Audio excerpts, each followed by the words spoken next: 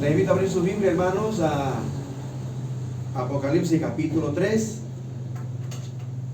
la última iglesia que estaremos considerando, el mensaje a la iglesia de la Odisea. Recuerden que estamos, hermanos, mirando del bosquejo que el Señor Jesús le dio a Juan para que escriba en el versículo 19 del capítulo 1, ¿recuerdan? Escribe, le dice, de las cosas que son, ¿no? La visión que tuvo de Jesús, del Señor Jesucristo resucitado como Dios, retomando su gloria ya, capítulo 1, y luego le dice, escribe de las cosas que son, el presente, la actualidad de la iglesia, ¿no? Capítulo 2 y capítulo 3. Eso es lo que estamos considerando, pero el bosquejo dice que también va a escribir, después de las cosas que son, capítulo 2 y capítulo 3, va a escribir de las cosas que sucederán después de estas, presente, después de la iglesia. La historia continúa todavía, ¿no?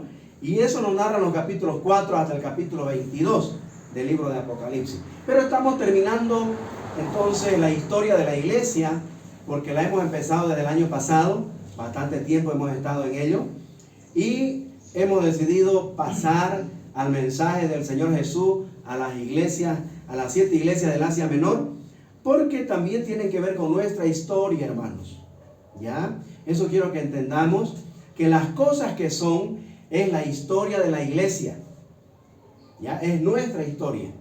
Y como hemos estudiado en Hechos capítulo 2, cómo comienza la iglesia y el desarrollo de la historia de la expansión del evangelio en Jerusalén, en toda Judea, ¿no es cierto?, en Samaria y hasta lo último de la tierra. Al final del primer siglo ya habían cientos de iglesias cristianas, cientos de congregaciones en todo el mundo conocido. Pero el Señor Jesús seleccionó 7 de ellas de acuerdo al significado del nombre, recuerden, ¿no? De acuerdo también al estado espiritual que tenía esta iglesia, el pastor de esta iglesia principalmente, porque el mensaje va dirigido al ángel de la iglesia, al mensajero, al encargado de la congregación, ¿no es cierto? Entonces, de acuerdo a ese estado espiritual, de acuerdo también a la cultura, ¿no?, de la ciudad donde estaba esta iglesia, el Señor la selecciona a 7 de ellas para dar una exhortación, hermano, que es muy pertinente para nuestro tiempo también, porque estas 7 iglesias reflejan en realidad 7 situaciones de la iglesia, ¿no? 7 experiencias de la vida espiritual en nuestra relación con el Señor.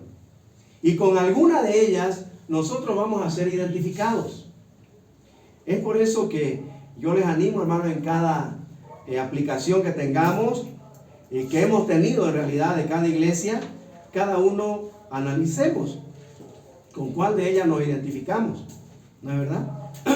Hoy nos toca ver entonces el mensaje a la iglesia de la Odisea.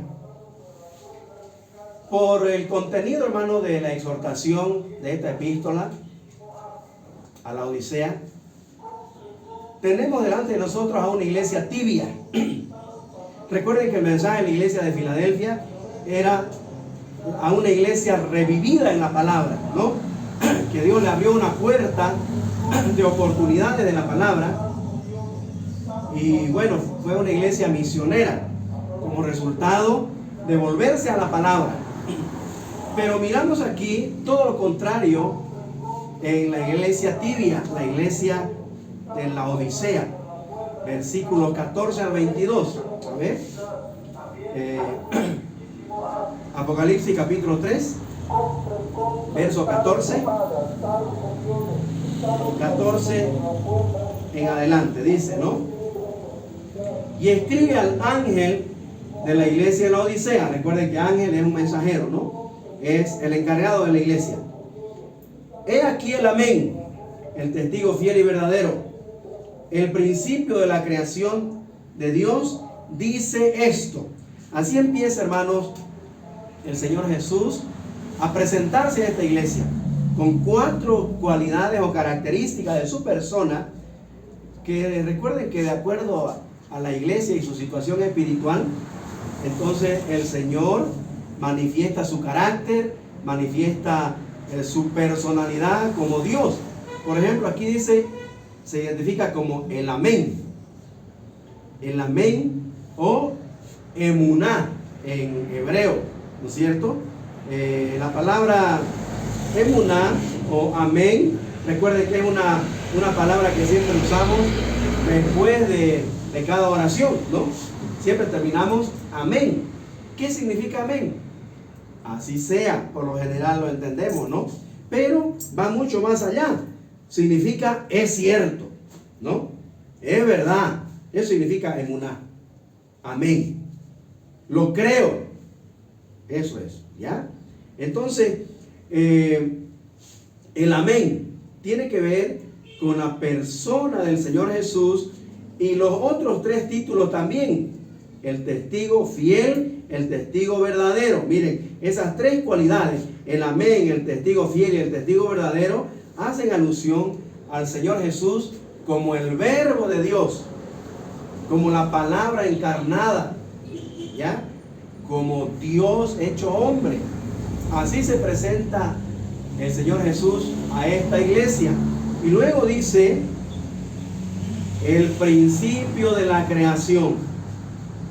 Esta es una característica o un título muy polémico en realidad, por la traducción que tiene aquí la Reina Valera al ponerle el principio de la creación.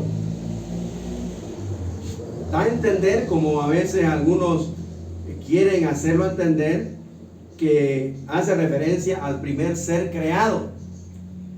Pero eso contradice toda la escritura, pues, ¿no? Si decimos que el Señor Jesús es el primer ser creado. Por esto que dice el principio de la creación. Cuando la palabra principio aquí es la palabra arjé, que significa magistrado, significa jefe, la palabra arjé, significa poder, significa principado, no principio, principado o gobernador. Y tiene que ver, hermano, con el que está administrando la creación. Ese es el Señor Jesús. No el primer ser creado, sino el que gobierna, el que administra, el que sustenta su creación, porque Él es el creador. Y como es Juan el que escribe, recuerden que en su evangelio, en primera de Juan, más bien en San Juan, capítulo 1, el versículo 1, eso despeja toda duda, ¿no? Cómo Juan lo presenta y qué concepto tiene Juan del Señor Jesús. Como el principado, ¿no? Como el gobernador, como el administrador, el sustentador de su creación, ¿no? Dice que en el principio era el verbo era con Dios y el verbo era Dios. Y todas las cosas por medio de Él fueron hechas, dice, ¿no? Nada de lo que ha sido hecho fue hecho sin su intervención, porque Él es la palabra de Dios, ¿sí? Dios habló y Cristo, ¿no?, accionó. ¿Entienden? La palabra viviente. Muy bien, Él es. Así se presenta entonces a esta iglesia, y con esta presentación va a abrir el problema que tiene esta iglesia. Miremos el versículo que sigue, 15. Yo conozco tus obras, como a todas las iglesias, ¿no? Así se presenta. Yo conozco tus obras, que ni eres frío ni caliente. Ojalá fueses frío o caliente, pero por cuanto eres tibio, o sea, no frío ni caliente, dice, te vomitaré de mi boca. Hermano, esta es una fuerte reprensión, es una fuerte acusación de parte del Señor Jesús a esta persona encargada de esta congregación y a su congregación, la Odisea. Hermano, de repente, para entender mejor esta exhortación, es bueno entender el significado de la palabra la Odisea. Recuerden que el Señor escogió a estas 7 iglesias por el significado de su nombre, porque el significado del nombre tiene que ver mucho con la actitud y la vida, la condición espiritual de esta iglesia. ¿Y sabe qué significa la palabra la Odisea? En realidad la palabra viene de dos palabras griegas unidas. La palabra laodikeus, que se traduce en la Odisea, viene de la palabra laos, que significa gente, laos, y dike, que significa derecho o justicia. Y entonces, laodikeus significa los derechos de la gente, los derechos de la gente. O también significa la gente gobierna, la gente gobierna. Interesante, ¿no? Porque ya hemos visto en la advertencia a anteriores iglesias la palabra nicolaitas, Nicolaos, Laos, ahí está la gente, ¿no? Los que gobiernan a la gente. Pero esto es al revés ya. La Odisea es la gente gobierna. Es decir, aquí entra en juego todo lo que nosotros estamos viviendo como sociedad, ¿no? El gobierno de la democracia, ¿no? La voz del pueblo es la voz de Dios, dicen, ¿no? Laodikeus, la Odisea, ¿ya? Laos, gente, dique, derecho. Y claro, esta iglesia, hermanos, por lo que vamos a mirar enseguida, confiaba mucho en sus reglas, en sus propios derechos, dejando a un lado las normas y la autoridad divina, ¿no? Por la cultura y el ambiente en el que se encontraba esta iglesia, ahí en la Odisea, ¿ya? Entonces, nos dice mucho para este tiempo, hermano, en que todos buscan y luchan, ¿no es cierto?, por sus derechos. Escuchamos que el derecho de tantos grupos, ¿no?, minoritarios, y también los derechos de los animales, ¿no? Los derechos de la naturaleza, de la madre tierra, ¿no es cierto? Y ahorita el tema del posmodernismo es eso, luchar por sus derechos, ¿no? Y la gente está más camino a buscar sus derechos que cumplir con sus responsabilidades. Entonces, eso significa la palabra laodicea, laodikeus, ¿ya? Los derechos de la gente. Y entonces el Señor se presenta de esa forma, el amén, el testigo fiel y verdadero, el que gobierna la creación, ¿no? Entonces le reprende aquí, en el versículo 15, que no es ni frío ni caliente, dice, ¿no? Ojalá fuese frío o caliente. A ver, muchos han pensado de que esta expresión del Señor tiene que ver con la preferencia que Él tiene, de que Él haya preferido, ¿no?, que sean inconversos, fríos, ¿no?,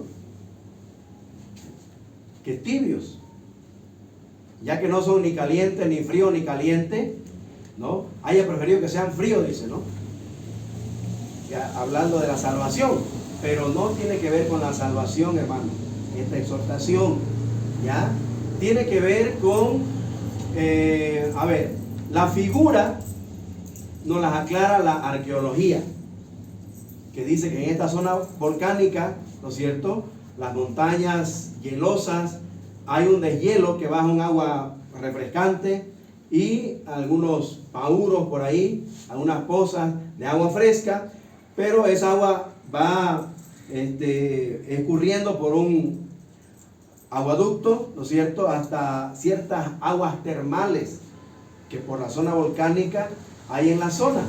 Entonces, en ese trayecto, ¿no?, en el acueducto, ¿no es cierto?, el agua es tibia cuando se une con el agua caliente de las aguas termales y los deshielos que bajan del monte. Entonces, la mayoría de los turistas, cuando prueban esta agua, ¿no es cierto?, tibia, al rato la botan nomás, ¿no?, porque el azufre y la tibieza les provoca náuseas, ¿no? Entonces, ese es el cuadro de esta zona, ¿ya? Que las aguas frías y las aguas calientes ahí están, pero en medio de ellas están las aguas tibias, ¿ya? Entonces, la preferencia, imagínense, el agua fría, ¿qué hace? Refresca, ¿no es cierto? Y el agua caliente, ¿qué hace? Relaja en las aguas termales, ¿no es verdad? Son aguas medicinales, ¿no es verdad? Entonces, en realidad aquí, hermano, el tema no tiene que ver con la salvación, sino con el resultado de la salvación. Tiene que ver con las obras. Mire, dice el versículo 15, yo conozco tus obras, dice. Recuerden, hermano, que el mensaje es a las iglesias. Y a cada iglesia donde hay creyentes, ¿sí? Y aquí, hermano, las obras de estos creyentes, mire que el Señor aquí no elogia ningún tipo de obra buena, ¿no? Más bien dice que las obras de esta iglesia, que no son ni frías ni calientes, son tibias, más bien le causan rechazo de esas obras de estos creyentes. No es de la vida, no es de la salvación, ¿ya? Dios más bien quiere que todos se salven, ¿no? Todos procedan al arrepentimiento. Así que, como las obras no son ni frías, ¿no?, refrescantes, ni calientes, relajantes, ¿no?, medicinales, entonces son rechazadas, ¿ya? Las obras de este pastor y de esta iglesia eran rechazadas por el Señor. ¿Por qué? Versículo 17. ¿Por qué? Dice, porque tú dices, ahí está la razón, por qué las obras de esta iglesia o de este pastor son rechazadas. Yo soy rico, dice, y me he enriquecido, y de ninguna cosa tengo necesidad. Y no sabes que tú eres un desventurado, miserable, pobre, ciego y desnudo. Miren qué triste descripción, ¿no?, del estado espiritual de esta iglesia. Dice, esas obras tibias tienen que ver con su orgullo, con la autosuficiencia, con la pasión de esta iglesia por las riquezas de este mundo y el jactarse de lo que tienen. ¿Qué les parece? Entonces, obviamente, ellos estaban tan ciegos que no podían ver que estaban atravesando un estado espiritual bastante crítico. Y claro, por su ceguera espiritual, entonces ellos no podían percibirlo, ¿no es cierto? Entonces, el rechazo aquí es de las obras de esta iglesia. ¿Está bien? Y por eso viene la exhortación, versículo 18. Dice, por tanto yo te aconsejo. Y de eso se trata, hermano, el mensaje del Señor a las iglesias, ¿no? El consejo de lo que tienen que hacer para salir de la situación en la que se encuentran. Dice, en primer lugar, te aconsejo, versículo 18, que de mí compres oro refinado en fuego. Oro refinado en fuego. Para que seas rico verdaderamente, ¿ya? Para que seas rico, y vestiduras blancas para vestirte y que no se descubra la vergüenza de tu desnudez. Ahora escuche esto, o míralo ahí en su Biblia, verso 18 al final. Y unge tus ojos con colirio para que veas. ¿Qué es lo que tenemos aquí entonces? El consejo del Señor a que este pastor y su iglesia busquen en la persona de Jesucristo la solución a su problema espiritual. ¿Ya? Recuerden que la característica del Señor al presentarse a cada iglesia le dan la solución de su problema. Por ejemplo, la solución para este problema de la tibieza espiritual, dice, ustedes que se creen ricos, ¿no es cierto? Materialmente, en lo físico, ¿no?, en las condiciones mundanales, entonces la verdadera riqueza está en el Señor. Así que te aconsejo que de mí compres oro refinado, ¿no? Entonces, la riqueza, hermano, está en la persona de nuestro Señor. Sus vestiduras blancas también Él las tiene. Y el colirio, es decir, el remedio para sus ojos, para que pueda abrir sus ojos y ver las maravillas de la ley de Dios, la tiene el Señor Jesús. ¿Qué dice el Salmo 119, 18? o 63. Dice, abre mis ojos y miraré las maravillas de tu ley. Entonces, el Señor Jesús, hermano, tiene siempre el remedio para cada situación de estas iglesias. Y para la iglesia de la Odisea, una iglesia de obras tibias, entonces no es la excepción. El Señor dice, ven y soluciona tu problema en mi persona. Es lo que hemos estado desafiando todo este tiempo, hermano, ¿no? A deleitarnos en el Señor, a buscar primeramente la persona de nuestro Dios, su justicia, ¿no es cierto?, para que todas las otras cosas que necesitamos vengan como por añadidura, ¿no es verdad? ¿Y cuál es la exhortación entonces? Volverse a Él, que tiene la solución, y evitar la disciplina, dice el versículo 19. Yo reprendo y castigo a todos los que amo, dice. Sé pues celoso y arrepiéntete, ¿no? Hay que arrepentirse de la condición de tibieza espiritual en la que se encuentra esta iglesia, y vamos a mirar también en la aplicación que esto es un desafío para nosotros, ¿no? Y luego dice la invitación. Mire esta invitación del versículo 20. Apocalipsis 3:20. Léalo, hermano Ernesto, por favor. He aquí, yo estoy a la puerta y llamo. Si alguno oye mi voz, abre la puerta, entraré a él y cenaré con él y él conmigo, y ¿no? él conmigo. Ahí está. Generalmente este versículo lo usamos para evangelizar, ¿no? Para decir al inconverso, el Señor está a la puerta, ¿no?, de tu corazón. Ábrele tu corazón y recíbele. Pero, hermano, principalmente aquí, el Señor le está diciendo a una iglesia, a los creyentes de esta iglesia de la Odisea. Raro, ¿no? Jesucristo, ¿dónde está? ¿Ah? Y quiere, ¿dónde está? ¿Dónde lo ven? ¿Por qué? ¿Cuándo uno toca la puerta? No, el portón. Cuando está adentro, cuando está afuera. Entonces, ¿dónde está el Señor Jesús en esta iglesia? Afuera. Hermano, el Señor quiere entrar y tener comunión. ¿Qué es lo que había pasado?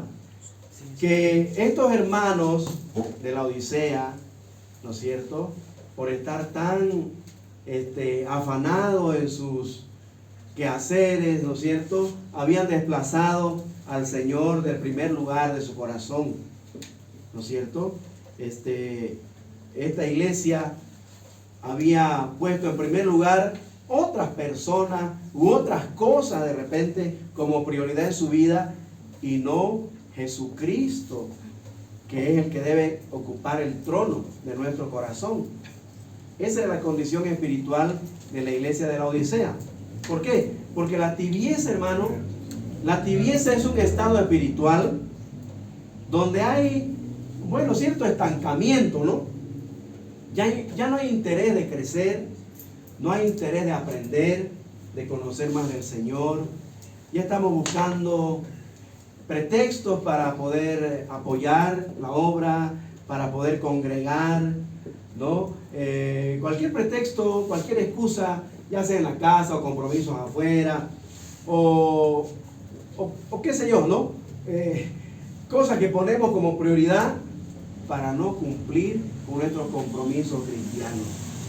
Esa es la tibieza espiritual. Es una condición en la que hay bastante indiferencia y apatía hacia la palabra de Dios, hacia la oración, hacia testificar, hacia memorizar versículos y, bueno, podríamos decir, hacia ciertos ejercicios de la vida cristiana que nos van a ayudar a crecer, ¿no? Es decir, la falta de compromiso, la falta de sacrificio por Cristo, ¿no? La falta de disciplina, la falta de orden en nuestra vida, la falta de una entrega, ¿no?, al Señor. Eso, hermano, son las características de una vida espiritual tibia o estancada. Ahí estamos, ¿no? Como alguien dijo, no son ni chicha ni limonada, ¿no? Ahí no hay una identidad bien definida. Las obras, bueno, las hacemos por cumplir, nomás por tradición, o a veces como cumpliendo con un rito religioso como antes, ¿no? Así queremos también hacer las cosas del Señor, la obra de Dios.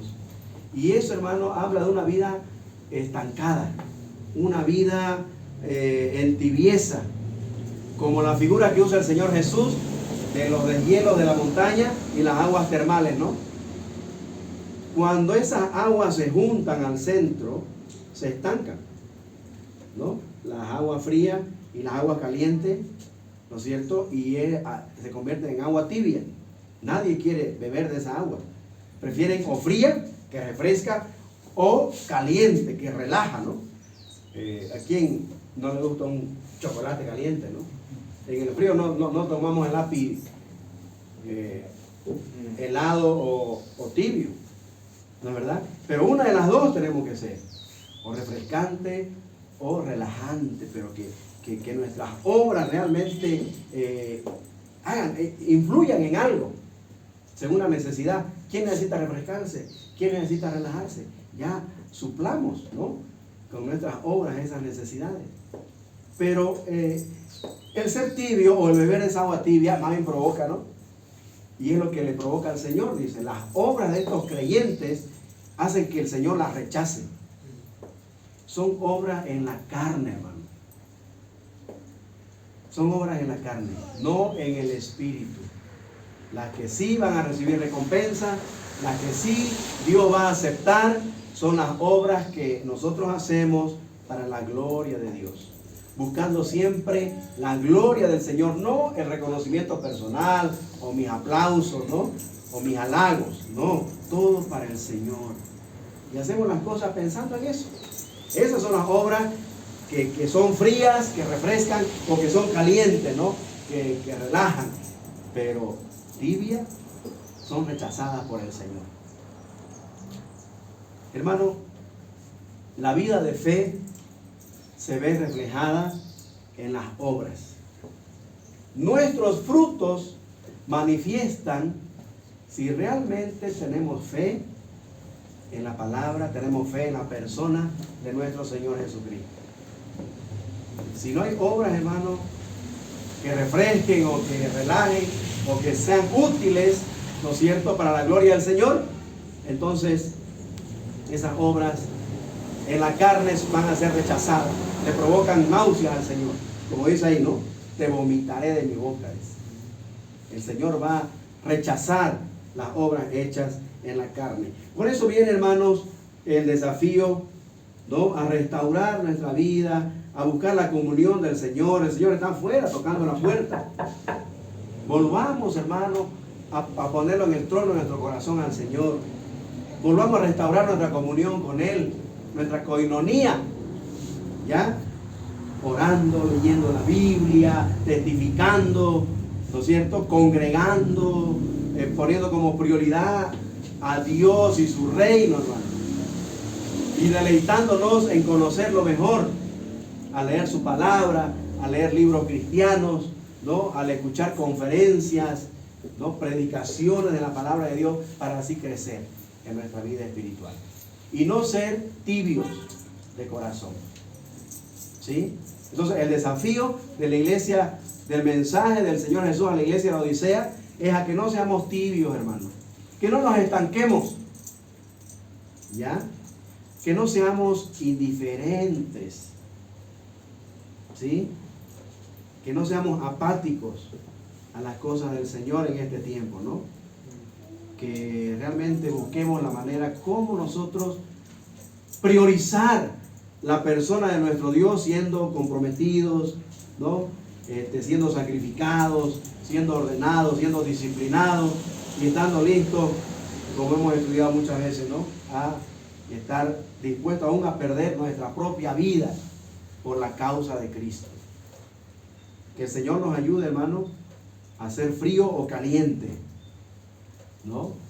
Refrescar con nuestras obras o relajar, apoyar, ayudar. Las aguas termales son aguas que sanan también, ¿no? Son aguas curativas, ¿no? Así que, o fría o caliente, pero no tibio. No nos estanquemos. Eso es muy peligroso, va a un estado espiritual muy peligroso, ¿no? Es la antesala a la apostasía, dice. La tibieza. ¿Saben qué es apostasía? Es renunciar a tu fe. Apartarte de la fe. Y eso sería triste, ¿no? Así que, hermanos, cuando llegue ese tiempo de estancamiento, un tiempo en que, bueno, ya me siento hastiado, ¿no? De leer la Biblia, de orar, o de ir a la iglesia, eso es muy peligroso. Muy peligroso, hermano. Volvámonos al Señor, busquemos la comunión con el Señor, veamos de qué manera podemos crecer y salir de ese estado. Porque lo normal es que como estamos vivos, debemos crecer, ¿no? Crecer. Y estar en constante movimiento, en constante crecimiento. Así que este año, hermano, vamos a ser desafiados a vivir en constante crecimiento, con esa hambre y sed de conocer más de nuestro Salvador. Que el Señor nos bendiga, hermanos. Vamos a orar. Les invito a que inclinen su rostro.